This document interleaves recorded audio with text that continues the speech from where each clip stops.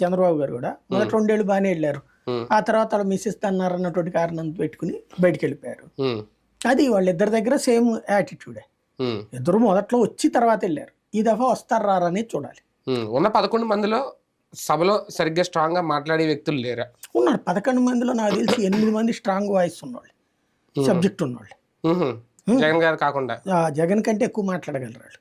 ఉహు, పర్ఫెక్ట్ గా మాట్లాడగలిగిన వాళ్ళు 8 మంది దాకా ఉన్నారు. ఉహు. కాకపోతే వాళ్ళని మోటివేట్ చేసి ఆర్గనైజ్ చేయగలగాలి. కాకపోతే కొత్త వాళ్ళు కొత్త అంటే సీనియర్స్ కాదు సభలో ఇప్పుడు. పెద్దిరెడ్డి అంటే ఎక్కువ మాట్లాడారు. పెద్దరి గారు మాట్లాడు. పెద్దిరెడ్డి నాయకత్వంలో మిగతా వాళ్ళని కూర్చోబెట్టచ్చు ఏముంది కావాలనుకుంటే. కాకపోతే అది కాదు కదా, అప్పుడు నాయకుడిగా జగన్మోహన్ రెడ్డి పనికి రాకుండా పోతాడు కదా. కానీ నోరు విప్పాల్సింది ఆయనే. అధికారికంగా ప్రకటన ఇంకా ఏం రాలేదు అసలు సభకి వస్తారా రారా అనేది. ఏం చెప్తారు ఇంకా అసలు అసెంబ్లీ బిగిన్ అయ్యాక చూడాల్సిందే కానీ ఈ లోపు ఎవరు కావునా మాట్లాడుకోవడం అంతే. రైట్, చూద్దాం. మొత్తానికి బడ్జెట్ సమావేశాలు అయితే ప్రారంభం కాబోతున్నాయి ఆంధ్రప్రదేశ్లో.